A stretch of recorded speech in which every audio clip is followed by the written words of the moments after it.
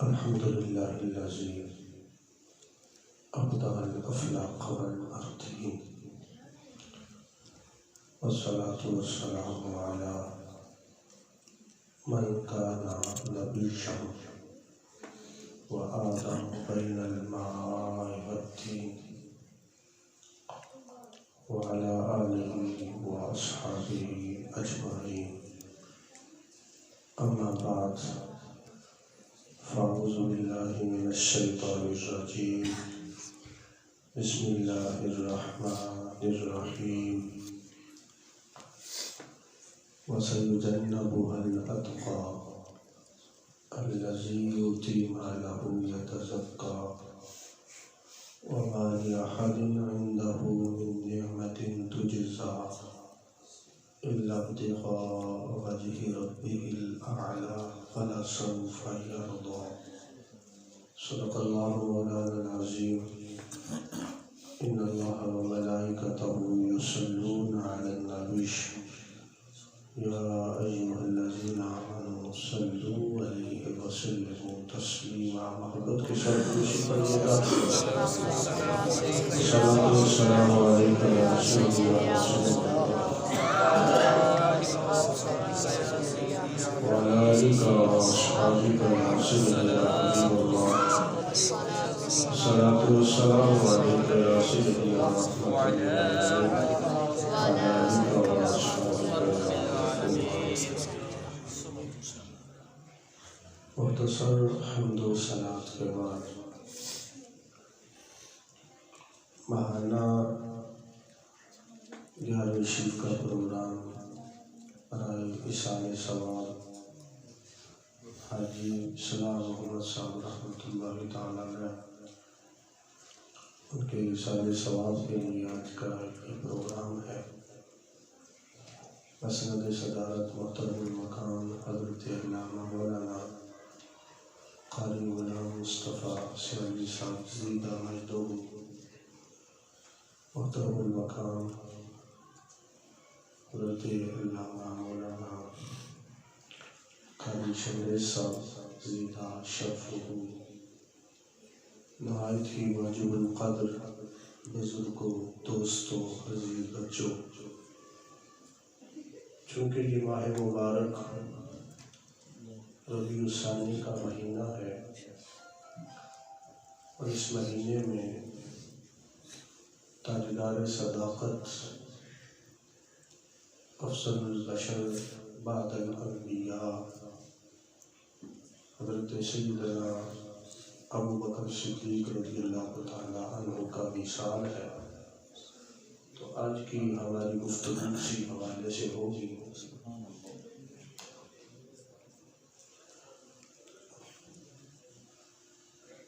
پندرہ صدیوں میں جتنے بھی مسلمان ہوئے ہیں، اگر ان کو شمار کرنا، گننا ممکن ہو تو گنتی کرتے کرتے جس ہستی پر جا کر یہ گنتی ختم ہوگی اس ہستی کا نام ابو بکر صدیق رضی اللہ عنہ. 15 صدیوں میں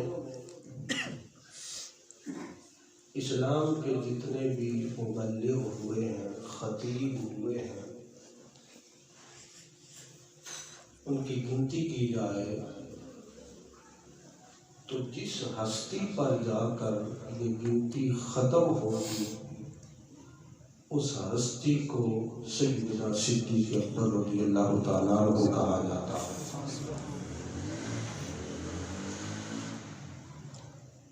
اس وقت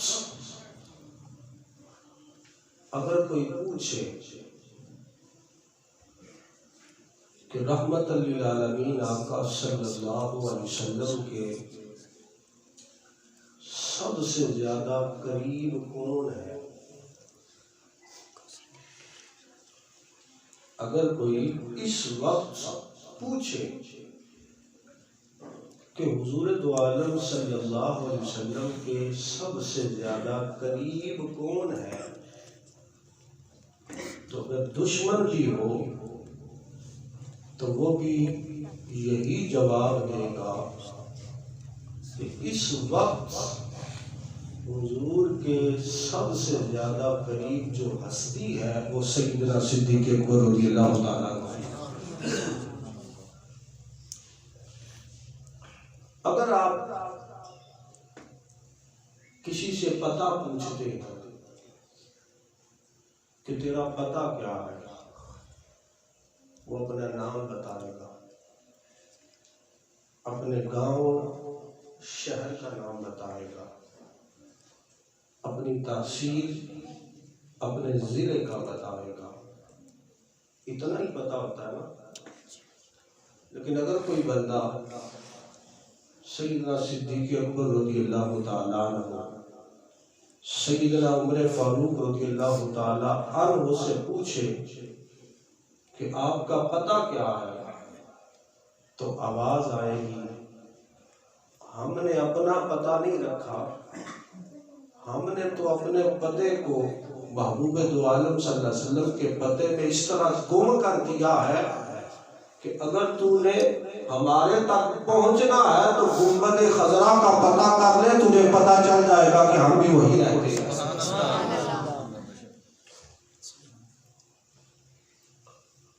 اگر ہم دیکھیں تو 3 قسم کی مٹی ہے۔ ایک وہ مٹی جس پر اللہ کے حبیب صلی اللہ علیہ وسلم کے نالین مبارک لگے، حضور کے قدم مبارک نہیں، وہ قدم جس نالین میں تھے، وہ نالین مبارک جس مٹی پہ لگے، اس مٹی کی عظمت اور شان کیا ہے؟ اللہ تعالیٰ سورہ بلد میں فرماتا ہے لا اقسم بہذا البلد وانت حل بہذا البلد۔ اے محبوب، جس نالین کے ساتھ تو مٹی پر اپنے نالین رکھ کر گزر گیا ہے نا، ہمیں اس مٹی کی قسم ہے۔ تو جس مٹی پہ حضور کے نالین لگے، مسلمان اگر قسم اٹھاتا ہے تو اپنے خالق اور مالک کی قسم اٹھاتا ہے، مگر وہ رب ہو کر فرما رہا ہے وَأَنْتَ حِلٌّ بِهَذَا الْبَلَدِ۔ اے میرے حبیب، جس مٹی پہ تیرے نالین لگے ہیں، جس مٹی نے تیرے نالین کو بوسے دیے ہیں، میں رب ہو کر اس مٹی کی قسم اٹھاتا ہوں۔ دوسری مٹی وہ کہ ایک تو یہ مٹی کہ جس پر حضور کے نالین لگے، ایک وہ مٹی جس پر 15 صدیوں سے اللہ کے حبیب صلی اللہ علیہ وسلم آرام فرما رہے ہیں، جس مٹی پر حضور کے نالین لگے، اس کی عظمت اور شان یہ ہے کہ رب اس مٹی کی قسمیں قرآن میں فرما رہا ہے۔ تو جس مٹی پر 15 صدیوں سے میرے اور آپ کے کریم آقا صلی اللہ علیہ وسلم آرام فرما رہے ہیں، تمام مکاتب فکر کے علماء اس بات میں کسی کا کوئی اختلاف نہیں کہ اس مٹی کی عظمت اور شان کعبے کے برابر نہیں، جنت کے برابر نہیں، بلکہ 15 صدیوں سے جس مٹی پر میرے اور آپ کے کریم آقا صلی اللہ علیہ وسلم آرام فرما رہے ہیں، اس مٹی کی عظمت اور شان خدا کے عرش سے بھی زیادہ ہے۔ بولیے گا نا سبحان اللہ۔ میں آپ کو اتنی پیاری باتیں بتا رہا ہوں اور آپ جو ہے وہ خاموشی کے ساتھ بیٹھے ہیں، ایسے مزہ تو نہیں نہ آئے گا؟ ذرا آپ بھی تھوڑا سا جاگیے گا نا۔ تو یہ دوسری مٹی ہے۔ اب ایک وہ مٹی جس مٹی کے ساتھ اللہ نے اپنے حبیب صلی اللہ علیہ وسلم کے پیکر بشری کو بنایا، جس مٹی پر حضور کے نالین لگے، اس کی عظمت اور شان یہ اللہ قرآن میں اس کی قسمیں فرما رہا ہے۔ جس مٹی پر اللہ کے حبیب صلی اللہ علیہ وسلم آرام فرما رہے ہیں، اس کی عظمت اور شان وہ عرش سے بھی بلند و بالا ہے۔ اب یہاں پر عقل، علم، وجدان جواب دے جاتا ہے کہ عرش سے اوپر تو کوئی شے نہیں ہے۔ تو جس مٹی پر حضور کے نالین لگے، اس مٹی کی اللہ قسمیں اٹھائے۔ جس مٹی پر آمینہ کے لال آرام کر رہے ہیں، وہ عرش سے بھی بلند و بالا ہے۔ تو جس مٹی سے اللہ نے اپنے حبیب کا پیکر بشری بنایا ہے، اس مٹی کی عظمت اور شان کیا ہو؟ سبحان اللہ۔ اور آقا فرماتے ہیں، انا و ابو بکر و عمر خلقنا من تراب واحدہ۔ آقا فرماتے ہیں، جس مٹی سے اللہ نے میرے پیکر بشری کو تخلیق فرمایا، اس سے جو مٹی بچ گئی تھی، اسی سے اللہ نے میرے صدیق کو بنایا ہے، اسی سے اللہ نے میرے فاروق کو بنایا ہے۔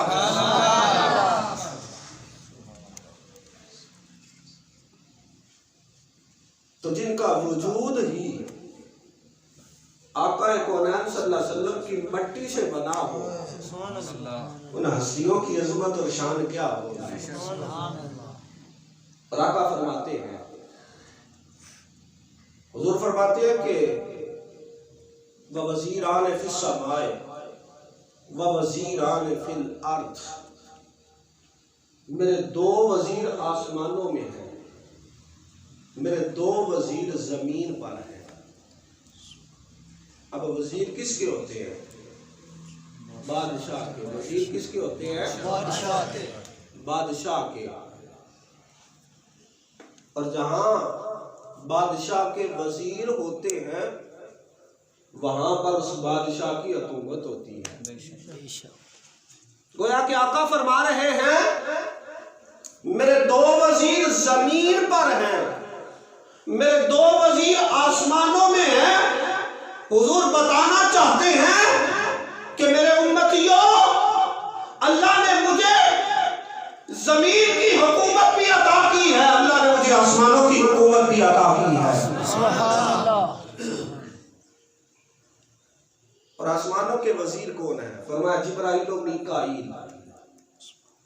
زمین کے وزیر ابو بکر اور عمر ہیں۔ تو اللہ نے جو آقا کے آسمانوں میں وزیر بنائے، وہ ہیں جو فرشتوں میں سب سے افضل اور اعلیٰ ہے، جبرائیل و میکائیل۔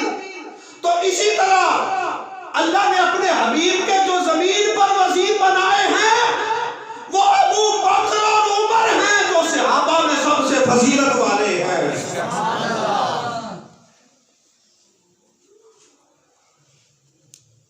اب آئیے، مقام صدیق کیا ہے؟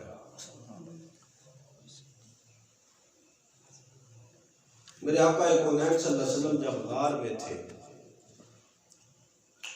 تو حضرت سیدنا صدیق اکبر رضی اللہ تعالیٰ عنہ نے عرض کی عطشاً شدیداً، آقا مجھے سخت پیاس لگی ہے، مجھے سخت پیاس لگی ہے۔ حضور نے فرمایا ابو بکر جاؤ غار کے منہ پر، وہاں ایک چشمہ ہے، اس سے پانی پی لو۔ سیدنا صدیق اکبر رضی اللہ تعالیٰ عنہ نے سوچا نہیں، ٹھہرے نہیں، حالانکہ پتا تھا کہ غار کی ساری صفائی تو میں نے کی ہے، پتا تھا کہ ساری صفائی سارے معاملات میں نے کی ہیں، وہاں پر تو کوئی چشمہ نہیں تھا، سوچا نہیں، رکے نہیں، فوراً چل دیے۔ اے ابو بکر، آپ رک کر سوچ لیتے کہ آپ کو تو پتا تھا وہاں کوئی چشمہ نہیں، پھر چل کیوں پڑے؟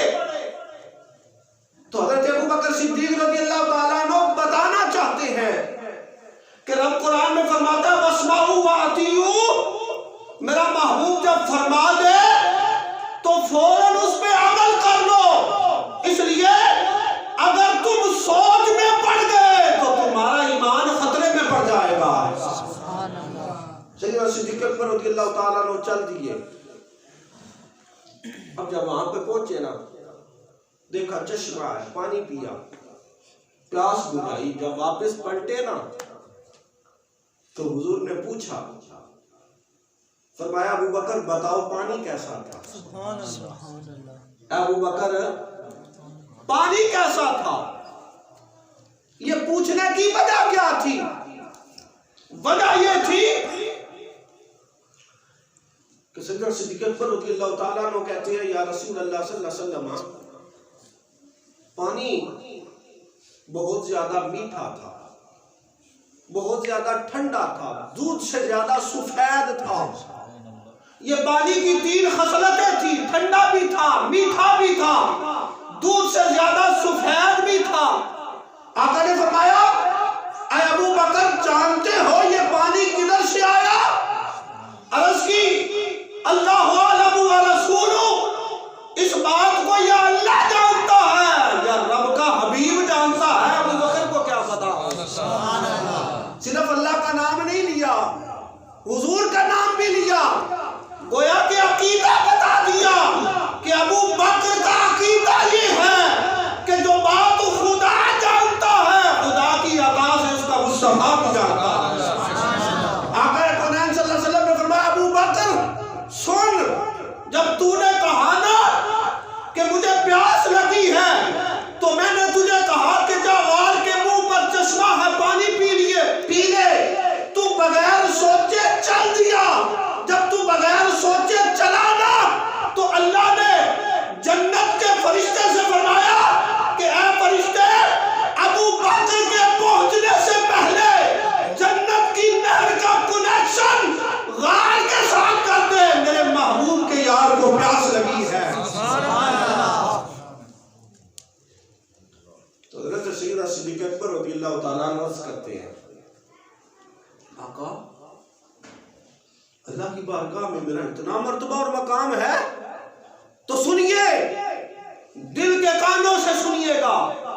آقا کونین صلی اللہ علیہ وسلم نے فرمایا ابو بکر یہ تو کچھ بھی نہیں ہے، وہ بندہ جس کے سینے میں تیرا بغض ہو، اگر وہ 70 انبیاء کے برابر، ولیوں کے برابر نہیں، 70 نبیوں کے برابر بھی اعمال لے کر اللہ کی بارگاہ میں آ جائے تو اللہ نے اس کے لیے جنت کو حرام فرما دیا ہے۔ شاید آپ میری بات کو سمجھے نہیں ہیں، یہ مقام صدیق اکبر ہے۔ آقا فرماتے ہیں ابو بکر جس کے سینے میں تیرا بغض ہو، اگر وہ 70 انبیاء کے برابر بھی اعمال لے کر اللہ کی بارگاہ میں آ جائے تو اللہ نے اس کے لیے جنت کو حرام فرما دیا ہے۔ یہ مقام صدیق اکبر ہے۔ اور کون سیدنا صدیق اکبر رضی اللہ تعالیٰ؟ وہ سیدنا صدیق اکبر رضی اللہ تعالیٰ صحابہ بیٹھے تھے نا تو اپنی اپنی خواہشات کا اظہار کر رہے تھے۔ کوئی کہہ رہا تھا میری خواہش یہ ہے کہ میں میدان جہاد میں جاؤں، لڑتے لڑتے میں شہید ہو جاؤں، میرے جسم کے ٹکڑے ٹکڑے ہو جائیں، مجھے یہ پسند ہے۔ کسی نے کہا میری خواہش یہ ہے کہ گرمی ہو، سخت گرمی ہو، دن لمبا ہو میں سخت گرمیوں کے روزے رکھوں یہ مجھے پسند ہے۔ کسی نے کہا کہ سردی کی لمبی راتیں ہوں اور میں اللہ کی بارگاہ میں کھڑا ہو کر عبادت کروں تو یہ مجھے پسند ہے۔ کسی نے کوئی خواہش کا اظہار کیا، کسی نے کوئی خواہش کا اظہار کیا۔ پوچھا ابو بکر آپ کی بھی کوئی خواہش ہے؟ تو سیدنا صدیق اکبر رضی اللہ تعالیٰ عنہ نے کہا ہاں میری بھی 3 خواہشات ہیں۔ پوچھا وہ کون سی ہے؟ فرمایا پہلی یہ ہے کہ بیٹی میری ہو، بیٹی میری ہو اور آقا کے نکاح میں آ جائے۔ یہ ابو بکر کی پہلی خواہش ہے اور اللہ نے حضرت سیدنا صدیق اکبر کی اس خواہش کو پورا فرمایا کہ حضرت سیدنا صدیق اکبر رضی اللہ تعالیٰ عنہ کی بیٹی ام المؤمنین حضرت سیدۃ النساء العالمین حضرت سیدہ عائشہ صدیقہ رضی اللہ تعالیٰ عنہا کا نکاح حضور دو عالم صلی اللہ علیہ وسلم کے ساتھ ہوا۔ پوچھا دوسری خواہش کیا ہے؟ فرمایا میری دوسری خواہش یہ ہے کہ مال ابو بکر کا ہو، دولت ابو بکر کی ہو، بس حضور کے قدموں پہ میں اس دولت کو نچھاور کرتا جاؤں۔ اور حضرت سیدہ صدیق اکبر نے یہ کر کے دکھایا۔ ام المومنین حضرت سیدہ عائشہ صدیقہ فرماتی ہے کہ ایمان لانے سے پہلے میرے باپ ابو بکر کے پاس 40,000 دینار تھے، وہ سارے کے سارے میرے باپ ابو بکر نے حضور کے قدموں پہ نچھاور کر دیے۔